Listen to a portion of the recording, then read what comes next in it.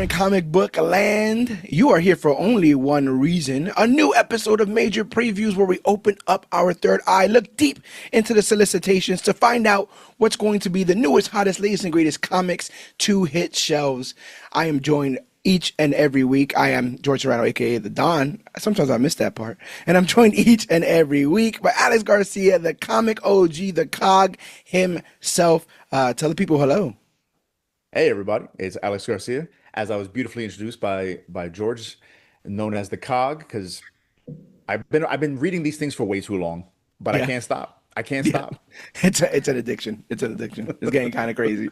But we are in the middle of summer here. We are in the middle of the summer blockbuster season. We are seeing things like Superman and Fantastic Four get everybody riled up and excited, but a rising tide raises all ships, and with newfound interest in comic book movies comes newfound interest in comic books, even though we've always found that interest. But all the publishers are going to be firing on all cylinders as they anticipate brand new fans walking into comic book stores for the very first time. And there's a metric ton of offerings for the month of August that we'll be getting into. Like I said, everyone's trying to put their best foot forward. Do you remember times like this where a movie's coming out and just a bunch of new fans kind of flock to comic book stores? Oh yeah, big time. I mean, it feels like after the first Avengers movie, especially, that happened a lot. Like people just running into the stores and hey, where should I start reading Avengers? And me looking at them being like, that's a good question.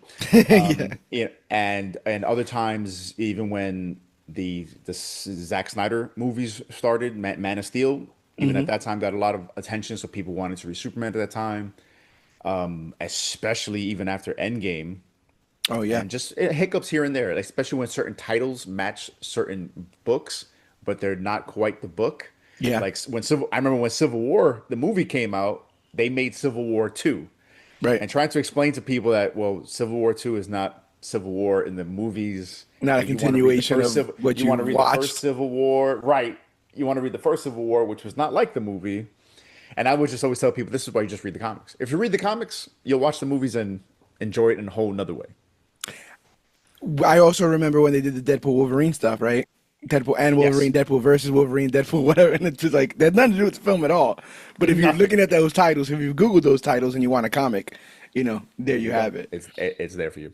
So with everyone putting their best foot forward, I'm going to go ahead and start with my number one of the month with Wonder Woman number 24 by Tom King and Daniel Sampere. Am I saying that right? August 20th is when it comes out. The solicitation says Wonder Woman's appearance on Mouse Man's Island has led to disastrous consequences for our hero as she becomes a fugitive on the run. With locals too afraid to speak, will she ever get the answers she needs to find Etta and Emile? Can she do it all with a screaming baby strapped to her back? That's right. The young daughter of Wonder Woman is also along for the adventure. All of the covers on this have the baby strapped to her back like Yoda. Mhm. And it's such a powerful image. I'm wondering if having a child, in my opinion, revitalized Superman. I think it added an additional layer to Batman. And it looks like we're walking towards that. We already have the Trinity Daughter of Wonder Woman comic that's coming out. Its second issue will be coming, or second or third issue will be coming out in August as well. But simultaneously, you have a grown-up version of Trinity going on in her own comic, and now you have, I guess, or her origin, her baby origin, going on in the Tom King series, and suppose the two will meet eventually. But these early days of Wonder Woman as a mother, Tom King's been kicking butt on the Wonder Woman book in general, and has found a new layer for her. But Wonder Woman the mom, what an entirely different facet of this character to show that I don't think has really been shown ever. Diana's incredibly compassionate. She might be one of the most compassionate, even though she will cut your head off if that compassion doesn't, isn't reciprocated, or if she feels Or disrespected. she deems you not worthy of it. Yeah, 100%. And so Mhm. this idea that motherhood, a very unique experience, is being put on one of the oldest characters of all time, a character that's always stood for not only strength but femininity and women. This is just another layer for this warrior princess, and I really, really dig that they're going in this direction. And I want to see what it shows us about Diana. She was always someone also incredibly rebellious towards her own mother. So, like, if the apple doesn't fall far from the tree, then she's going to be dealing with some stuff. And I want to see how she deals with a rebellious, smaller version of her. But what are you Yeah. thinking about this new wrinkle for Wonder Woman and Wonder Woman 24? Well, in general, I'm not the biggest Wonder Woman follower. I'm of Yeah. course a fan of the character. I mean, she's been around for almost ever. She's a great character. I when I was first teaching, and I looked at my students and saw how they all loved looking at Spider-Man, Superman, all these male characters, and then I realized like, oh my, who are the female characters I should have in my classroom to inspire my female students? Hmm. And immediately, the girls didn't even know, but they knew who Wonder Woman was. And this was at a time when there was no Wonder Woman show, no Wonder Woman cartoons, maybe in the Justice League cartoon, but Yeah. most of the girls weren't talking about that. But they knew who Wonder Woman was, and I found that fascinating. So I was quick to get some Wonder Woman stuff to put around my room, and even in doing that, I learned so much more about Wonder Woman. I've dabbled in her over the years. Unfortunately, like the Brian Azzarello run was really good. I think that was the That's new New 52, 52 right? run. Yep, yep, yep, yep, yep, Yes, yep. and the art by I believe Colin Chung, Yeah. I believe was fantastic. I even liked the Earth One stuff by Grant Morrison. Yeah. That was very different. And the character, like the movie, I got tears in my eyes for that first movie. Second one, not so much. Didn't no, The first one, it's crazy how they never came out with that second one. It's bonkers it how just never. I that don't know what that's happened. I don't know what happened. budget. I heard Mr. Fantastic was in it, but I don't believe it. Oh my God, poor guy. So no, the character's great. I'm hearing great things about this Tom King run. Tom King in general is a writer who, he gets attention, whether it's good or bad. I did not like his Batman run, but I Same. understand why people did like his run. He Yeah. did a lot of crazy things with it. He writes really weird stuff. He has a book that I really want to read that he kind of did a modern day Animal Farm. Okay.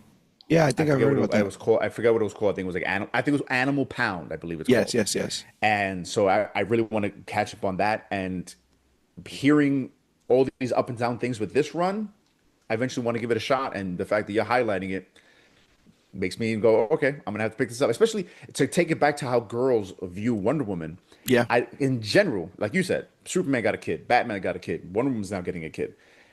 The people who did grow up reading these characters or maybe just knew about these characters are now our age. And Yeah. most of them, not saying you have to have children, but most of them have kids. Yeah. So I think that brings them back into it because when you see a character grow up and kind of keep living that lifestyle that of a single person, so to speak, and the people who read you have kids, they're like, well, how do you relate to me? A hundred But them percent. see, but now you seeing them with a kid, because I know that did it for me with Superman. I have a And son. even right now, this ultimate stuff with Spider-Man, right? Like this ultimate stuff with Spider-Man is doing gangbusters because people are seeing their hero look more like them than ever, having to deal with even all the enormity of what they deal with normally, but on top of that, children. Exactly. And another little interesting wrinkle before I finish up here that I want to mention is that she's also been seen as a very much of a feminist Mhm. icon, and some feminists dabble whether or not they are responsible to have children or should have children, right? Like, is that part of the machinations of the patriarchy? Is that you're supposed to just shoot out babies and stuff? I think Steve is gone, so we're also dealing with a single mother, dealing with a child. So there's all these different interesting angles. She's always represented a certain kind of woman, and I think this is also going to spread that relatability that you were talking about into more different aspects without watering down the character or without taking away any of her really big sort of beliefs or standards when it comes to all this. So yeah, I'm excited for it. But what's your number one pick for this? Oh, For this my week? number Well, one not number pick. one pick, your first pick. It was my first pick. Exactly. That's a great way to put it because as the last couple of months, it's been just difficult to come up with picks to round them down to three. But Definitely. my top pick, Marvel All on One, number one by Ryan North and Ed McGuinness, coming out August 20th. This book got me excited because once I realized that it was a one shot and that every page is either going to be a splash page or a double splash page by Ed Oh my McGuinness. gosh. And the story Gorgeous. is right. In the previous book, there are so many pure preview pages of the art. What's happening in this story is the Thing gets separated from the Fantastic Four on his way back to Earth from one of their many adventures that they go on. But when Thing lands, he's fighting not only the other members of the Fantastic Four, but the entire Marvel universe. Oh So wow. somebody's I'm thinking maybe Psycho Man or maybe even the Hate Monger maybe is making everybody angry. And the Thing is the only way he's solving the problem the only way he knows how, by Right. clobbering it. Smashing it. Yeah. You know what I mean? And it's going to be told on these giant pages, written by Ryan North, who's doing a great job with Fantastic Four right now, and who we had the recent pleasure of meeting. And so I'm looking forward to this because it's minimal investment. It's a one shot. It's an overpriced, but I'll pay the $7.99 to get this art of Ed McGuinness doing these giant splash pages of him just clobbering everybody in the Marvel universe, Yeah. uppercutting Cyclops and Wolverine, and then the Hulk, and then Johnny Storm and Spider Man, and who knows who else is going to come out the woodwork. I'm excited at the idea of seeing some Iron Fist drawn by Ed McGuinness, seeing some Moon Knight, seeing Misty Knight, all these characters just coming out of the woodwork to be drawn by him, and the Thing just parrying it. And in the end, because in the end, Thing does not fight with his fists. No. He'll figure it out. He'll celebrate Jack Kirby and Gang Yankee gang. Street and represent and figure out how to solve the problem in the end. And it's going to be a great issue. And it's going to be one and done. It's going to be a great thing to hand to somebody who's still on the hype train of Fantastic Four, the movie, and say, here, read this issue. One issue. You're going to love it. And then you're going to want to read everything else. Yeah, you know what's interesting that I like about Marvel right now is that with characters like Storm and the Thing, they seem to really be interested in going back and highlighting and reminding certain characters to put some respect on their names. With the Tony Fleegs thing run right now, that was one of our picks a couple months ago. With that being ongoing, I do feel like there's a concentrated effort, a focus on getting people to remember who the hell Ben Grimm is and who the hell Ben Grimm is in the Marvel Universe. For so long, because of rights, the Thing never got to interact with any other of the Marvel characters, right? He had to stay in his little bubble within his Fantastic Four movies, and even in those movies, he's kind of the butt of the joke.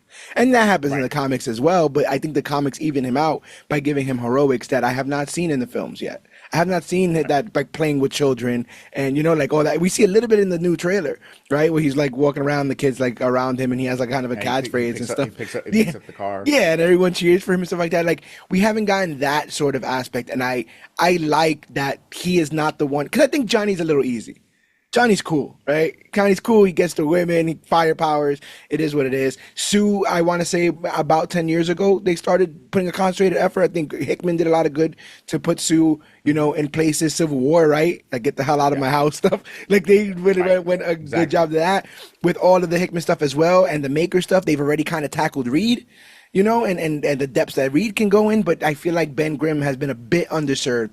And I think right now, with more eyes on the Fantastic Four than ever, this is a perfect time to have him dabble in this Marvel Universe. Plus, he is the main character of the original Marvel team up? Like, he had his Right, own. right. It was Yeah. and it was called Marvel usually 2-in-1 or Yeah, Marvel I couldn't All remember the in name. One. Yeah, But now they're calling it Marvel All on One because it's kind of like My Hero Academia, right? Yeah. All for one or a one for all. So, but Yeah. that thing is going to be taking on everybody, and I can't Yeah. wait. I can't No, wait. I think that's a fun pick. So where you go? Where are we going next? So you actually posted about this on the Comic Book Click Facebook, facebook.com, the last Comic Book Click people wrote to It wasn't me. It Road was the to- one-armed man. road to 50K, road to 50K. And I looking through it, I want to pick it up, and I'm talking about Captain America #2, written by Chip Zdarsky, art by Valero Shitti. It's coming out August 6th, and the synopsis is: witness the rise of one of Marvel's most infamous villains as Captain America comes face to face with Doom for the first time. This is Latveria like you've never seen it before. Also, who is David Colton, and can Steve trust him to have his back as they infiltrate a hostile country with the new Howling Commandos? So a lot of people were taken aback by the fact that the first issue of this story was in the past.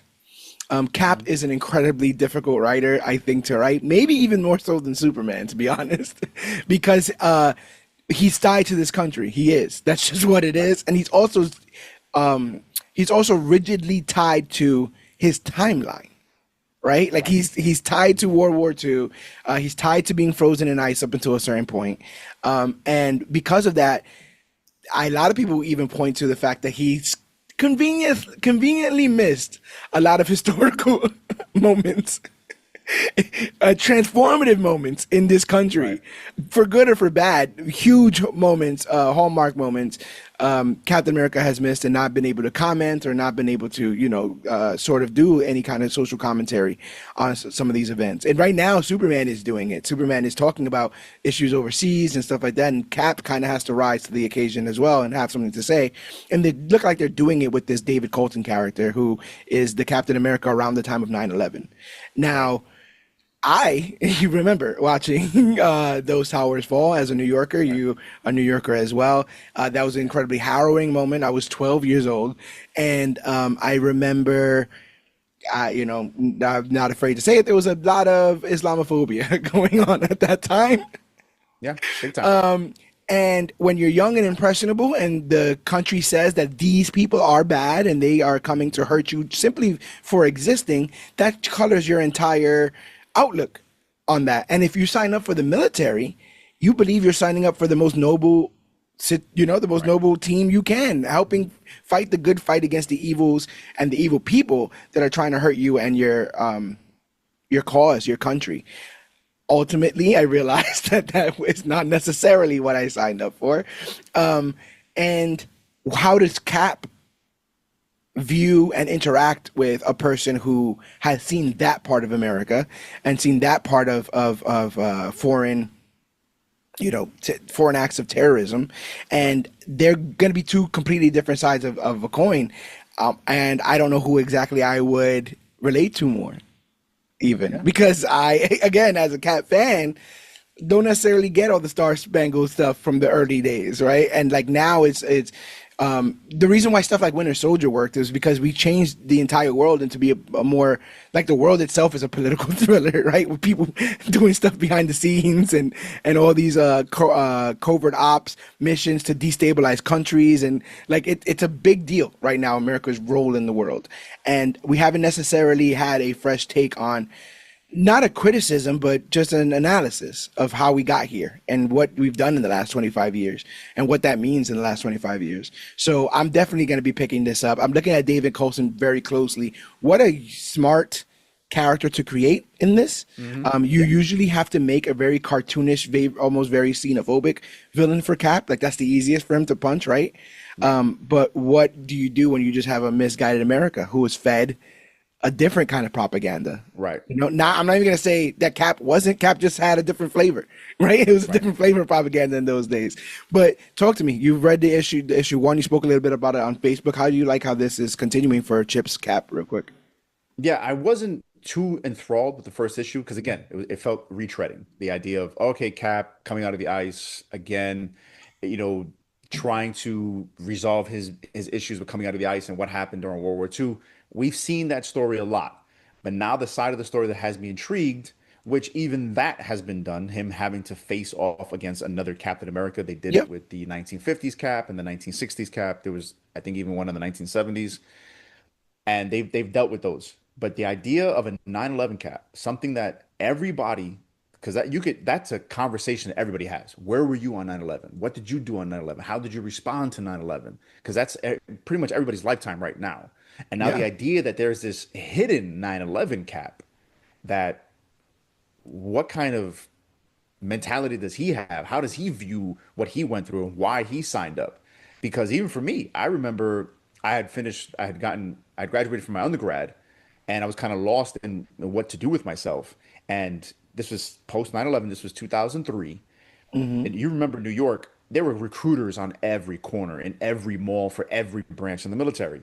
And there was this one guy who I called him Captain America. This dude was like 6'5", 240, Dale. I told him he used to eat bales of hay for breakfast, probably. This dude, a big guy, and he every day would come, hey man, I can get you in. You'll be an officer within 6 months, and Get this you'll be money. set. You'll be set in 20 years. And even part of me sometimes drifts back and goes, man, I'd be retired right now and doing who knows what. So I understand the allure, especially during that time, to join the military. And so to see what a Captain America would have to deal with that during that time, and see how the everything that's going on in the world now. That's the part of the story that I'm very, very interested with, because they tackled. I think it was Chuck Austin who wrote a very poignant story on Captain America post 9/11 that was beautifully drawn by John Cassidy, rest in peace. Hmm. That book is almost impossible to find.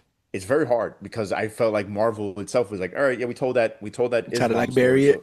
so and it's out there. You can download it probably somehow or whatever. I don't recommend it. I hate to keep print alive, but it's hard to find.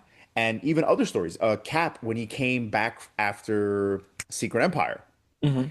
that was a Mark Waid run. I highly recommend that. Again, Is doesn't that the get Planet spoken Z about. stuff No, after that was him? Remender. That was Okay. Remender. I think that was like right before, Okay. but right after Secret Empire, the Cap who comes back hit the.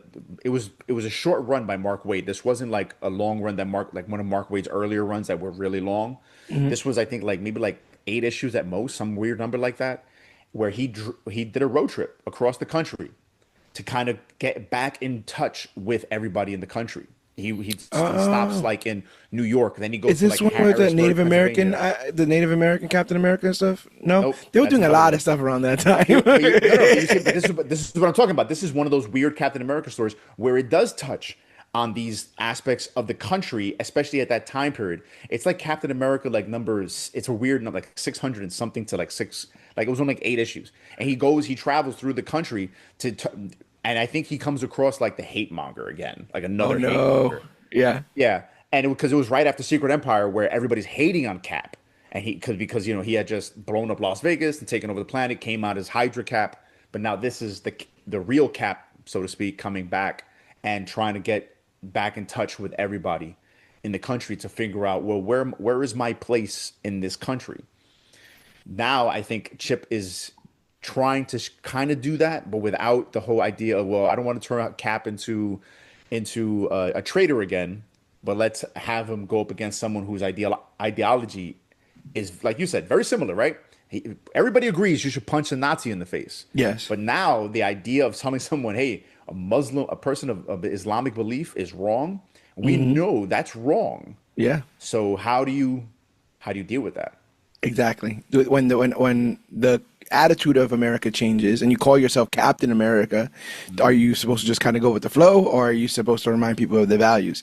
And I think that that's a very interesting thing. And again, like hate monger would have been easy, right? Red Skull would have been easy, like Yeah. cartoonish, racist, fascist, enemy of the weak kind of stuff. But what if the enemy is in your own country because of Right. propaganda and stuff? So yeah, super looking forward to that. Well, what's your second pick? My second pick, to go back to our boy Big Blue, Big Superman, is Superman: The Kryptonite Spectrum #1. It's written by W. Maxwell Prince with art by Martin Morazzo, and this is a Black Label book, and it's going to be written Ooh. by W. Maxwell Prince. He writes Ice Cream Man. He has written Ha Ha. He's written a couple other horror I was about to say esque those are all stories. horror books. Right. So now in this story, it's Superman finding 5 new forms of kryptonite, 5 new colors, Oh damn. which there are already like 20 colors. So I'm wondering what colors he's gonna bust out for this, what horrific elements are gonna be told, especially since he's gonna have that no leash on it if it's a Black Label story. Hmm. I hope we don't get a bat penis. I mean a Superman penis in it. Yeah, right. We don't need that. We don't need that. We don't But even know the what I that situation looks like down there, so we might see some stuff that don't even, like what? They I don't have three know. balls on Lois, Krypton. Lois, this is what you like? Sure. Yes. But no, in all seriousness, I really like the idea of this kind of writer tackling this kind of story. It's Superman. This is another great way to be introduced to Superman, or especially if you don't want the quote unquote Boy Scout Superman. I think this is going to be a Superman story that's going to have him bend the line a little bit, because he who knows what these kryptonites are going to do to him, how he's going to have to resolve how to deal with them, how to Yeah. figure out how to get healed from them, and Batman is going to be in it somehow. Always. So Always. always. Got to sell So issues. that's exactly. So why not? And who knows? Maybe this is going to be something that the next Superman movie or James Gunn will pull from, because that's Yeah. usually how it happens. So I really want to see W. Maxwell Prince get elevated, because in the comic community, you say that name, people know it. But he's more of the indie writer. Him writing a DC book now, I'm excited for it. You just got me excited for it because, to be honest, I saw the book, but I did not recognize the writer. As soon as you mentioned the book today, the first question I was going to ask you was, "What do you know them from?" And you just mentioned that they do a lot of horror. Black Label. I wish Black Label was doing more what I wanted it to do. I wish it was being more experimental, but this looks like that it's in that vein, and I think similar to Batman, Superman can kind of be anything. You can kind of put him in almost any kind of situation, and I don't think we've really seen horror yet, but there's a lot of horrifying things. I would think like Brainiac is horror, right? Like making a miniature menagerie of a bunch of, people and stuff like that. I think Parasite is horror. Bizarro Yeah. is a bit horror. The Even, effects of e- kryptonite on him is pretty horrific. we saw that. Yeah. Black Mercy, that whole Mongol, puts the plant on him and the plant is Yeah. slowly killing him as he sees his best dreams or whatever he That's really wants. Psychological psychological horror, horror. right? Yeah. That's like the worst. To me, that's the worst. I can deal with gore sometimes, Yeah. but those movies like what's that weird one? It sounds like Bodega Dunk, Oh, the Babadook. the Babadook. Yeah, Yeah. yeah, yeah. Oh, I'm gonna show just the Babadook, but yeah, the Babadook. Good movie. creepy, Creepy creepy. movie. No, Very thank you. creepy. No, I no. walked out of Annabelle. I walked out of Annabelle, bro. Fair, Walked fair. out. But So you got yeah, the benefit. You got the benefit of knowing that there's no way this could end in a bad way. Hopefully, fingers crossed. I mean, it is Elseworlds, but the idea that Superman does conquer all, people. It's very strange. People often say that like, well, what's the fun if you know Superman's gonna win or he's invulnerable and stuff like that. And someone made the comparison, cover your ears, kids, that comic books are very similar to adult films in the sense that we know how it's going to end, but you still have to make the middle very fucking compelling. And I think that this has that ability by putting him in a genre that he normally isn't in.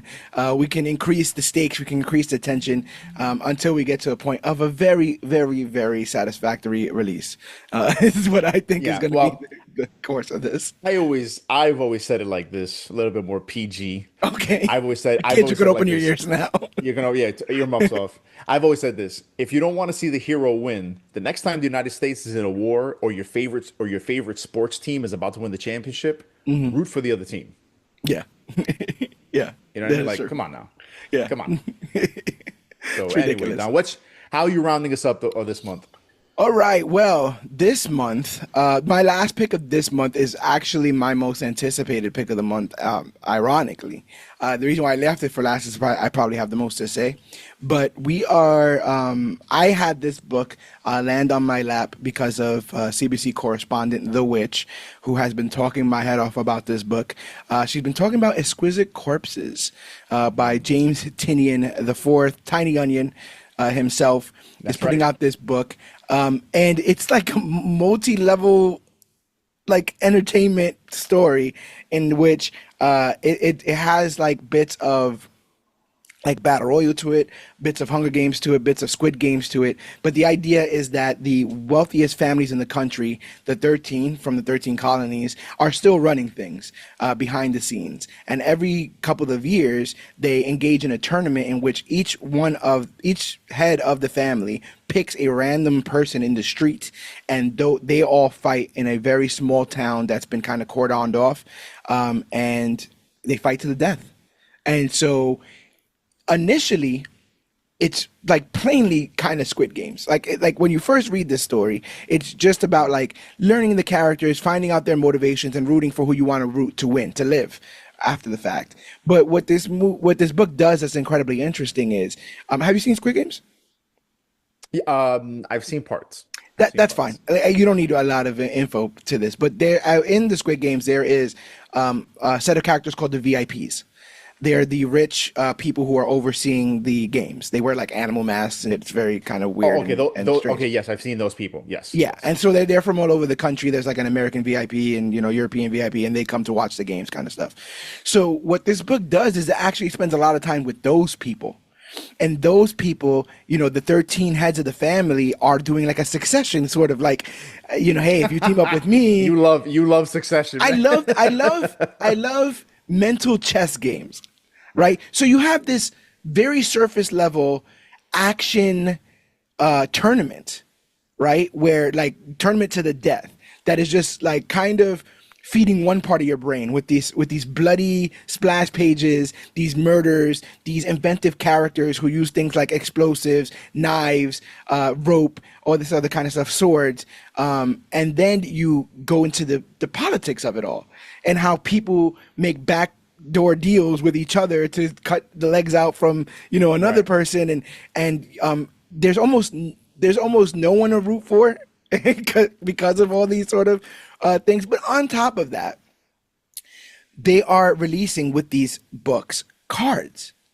They're creating a card game around this where the individual cards are the characters in this, and they're getting ready to set up for a massive game that you could play with other Exquisite Corpses fans. So not only do you have this one element that is incredibly interesting with just the plot as it is being split in half between, like I said again, a thriller and just fucking action, but on top of that, you get added fun with this card game that's going around.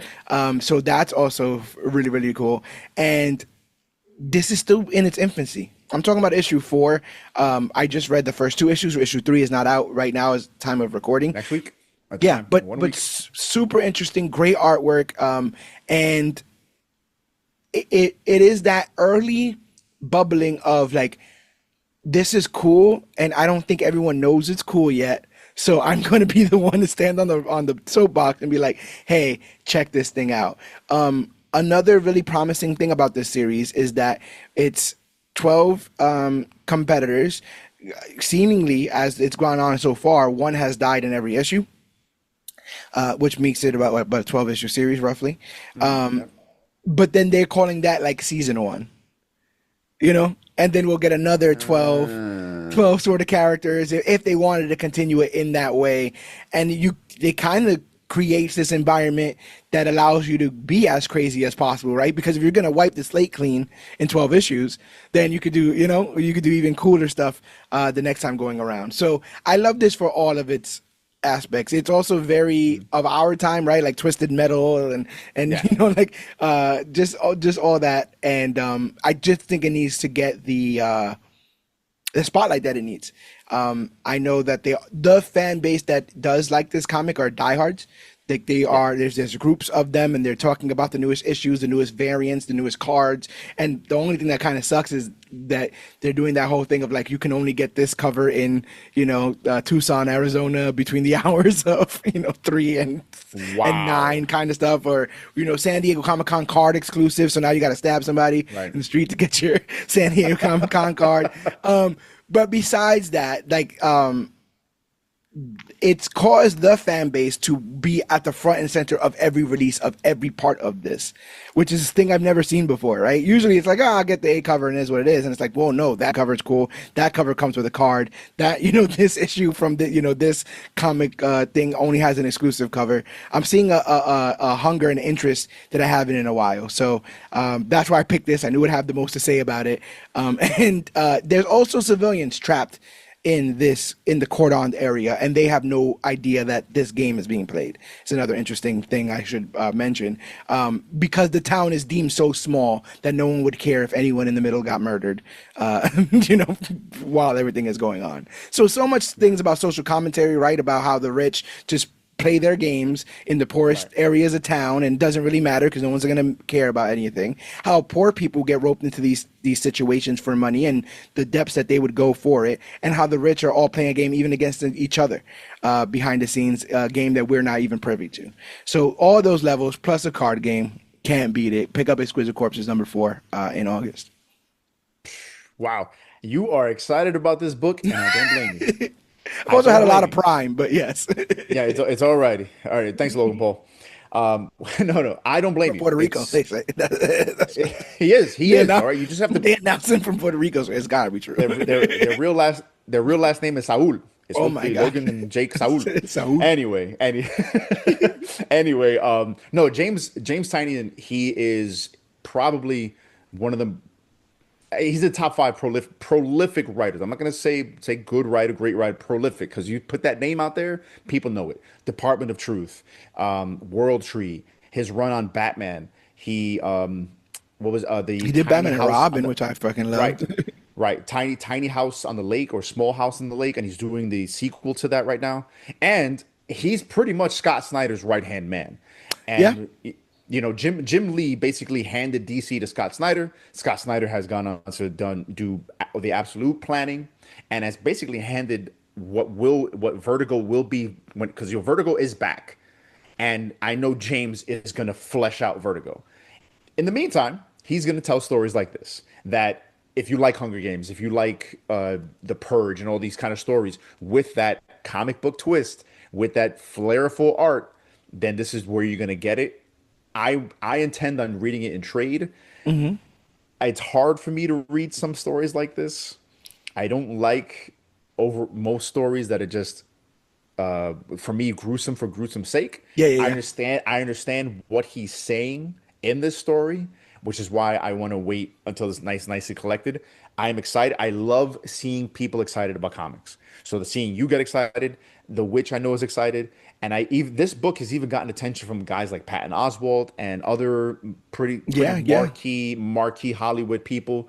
So I'm hoping that just that happening will make people go, "Ooh, comic books." Ooh, from there, what other comic books can I read?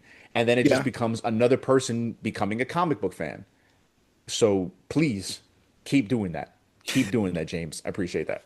The last two things I'll say about it is that one, this is also coming from the naming all the like the bona fides of Tinian, but one of the other things is like he's like killing it with like something's killing the children. Like there's There you like go. that is humongous and has spawned on like Huge. spin-offs and merch and all kinds of stuff. And this feels like he's letting that that's a monster he's created that's living and breathing. He's letting that Right. conquer the world while he comes back and starts again. Like any good artist, right? Like Tony Stark picking up the screwdriver at the end of Iron Man 3. Like we There got to we start go. this again. But the other thing I would want to say is, and this may be a dirty thing to say, we're talking about comics, but this reads very cinematically. You can see Yeah. how this could be a storyboard for a series, and in a world in which we're constantly kind of hampering on like the Hunger Games, Squid Game, rich taking advantage of the poor narrative, I can totally see this becoming something later on, Right. especially if people like Patton Oswalt, are interested in it. I could see him kind of singing its Yeah. praises until it gets green lighted to become a series of sorts. But Absolutely. what is your last pick of this month? My last pick, I see talking about great creators. I'm going to talk to you about someone you cannot argue is one of the greatest comic book creators. He was even on the list of creators that you just posted recently about the people who the most credited creators in the history of comics. Hmm. This book is called The Man Who Dreamt the Impossible, a tribute to Jack Kirby, the Treasury Edition. It's an original graphic novel. It's being written by Mario Freitas, and the art and the cover are by Lucas Pereira. I think Italian, Spanish guys who are doing this, which again, I love to see how much American culture is being loved by Europeans. Because I feel like it's Yeah, usually the reverse. Americans are in awe of all the Italian art and all this stuff. And now they're starting to look at our stuff and go, "Wow, that inspired me to do this." a hundred Like percent. guys like Marco Cicchetto, who is from Italy, and now he's probably going to go down as one of the most prolific Spider-Man artists. Yeah, So this is a love letter to Jack Kirby.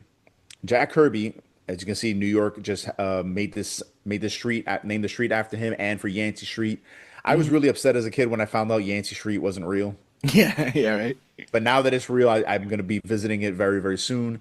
And I love to see other creators of comic books getting their time to shine. Stan Yes, Lee, my guy. That's my guy. To the point where I refuse to meet him because they say you don't meet your heroes. So yeah, I didn't want to meet him because I didn't want to find out that maybe he wasn't the guy I thought he was. a hundred And percent. people have made that argument that he isn't. Right. I've heard that as I well. don't care. I don't.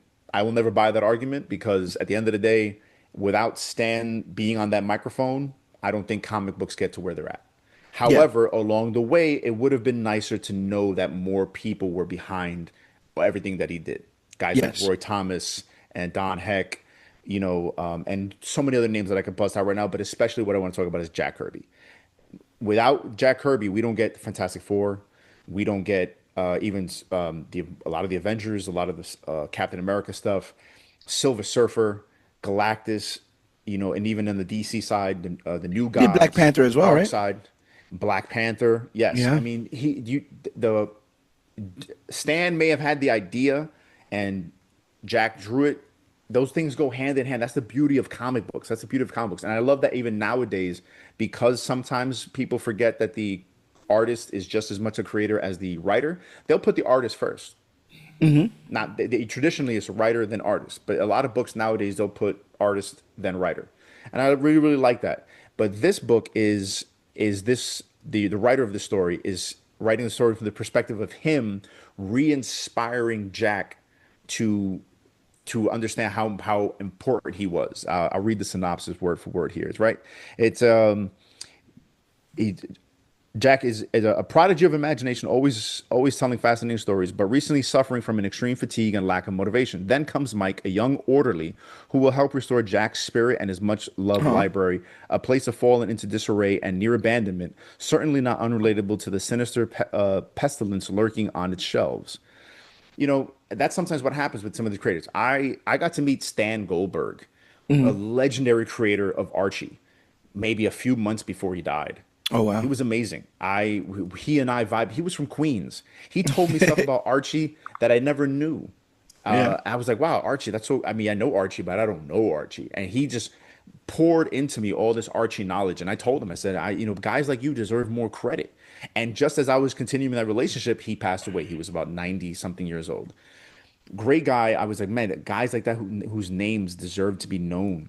Yeah. And Jack, as much as people now see Stan is, I love going to see even old like if they're showing like an old Marvel movie on TV. People, the regular people in this, I could be standing. Oh, look, there's a Stan Lee cameo. There's the Stan Lee cameo, and I Mhm. sit there and go, but do you know that in the background they might also have like a Kirby on the wall or something? Yeah. It's like, Yeah. Yeah. do you know who that is? And more often than not, people go, oh, that character from Nintendo. No, Yeah. Yeah. no, it's Jack the King Kirby because the guy was an amazing artist, and I love the fact that more of his story is coming out in the last couple bunch of years. Definitely. Chip Zdarsky, speaking of, he has that great book called Public Domain, which kind of Hmm. fictionalizes the battle that Jack and Stan had behind the scenes in Yeah. some ways. But Jack, he was a military hero. He loved his family. He loved New York, and he just deserves more credit for what he did. And I can't wait to read this book. I can't wait to own it, and I want everybody to buy it.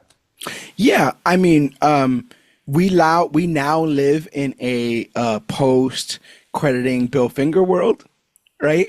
Where for a very Yeah. long time Bob Kane was the sole creator of Batman, and there's a lot of similarities between the Bill Finger Bob Kane relationship and the Jack Kirby and Stan Lee relationship. But what's interesting about the Jack Kirby Stan Lee relationship is, unlike the Bill Finger situation, Jack left.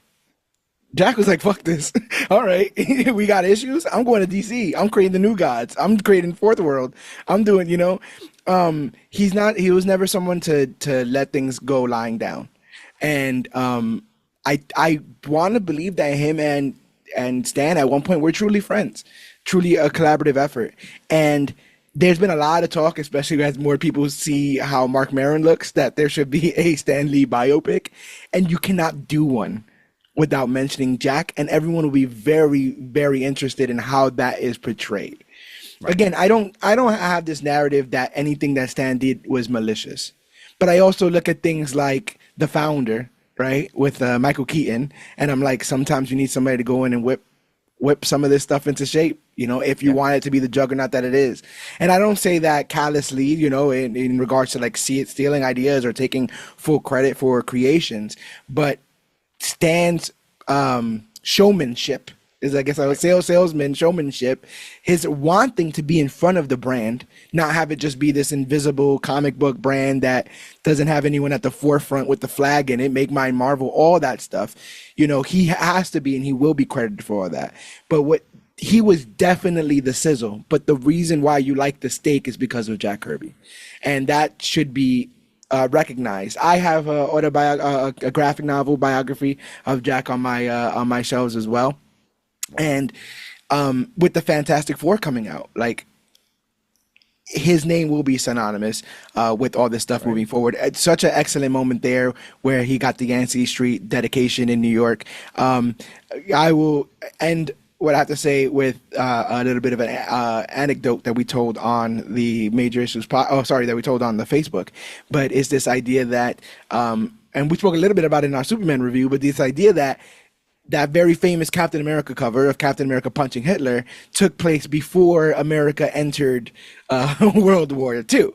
So there were Germans in America, some of them that were going for, the Nazis, who were like, why would why would you do this? Why would America hit, a German leader, the leader of the Nazi party?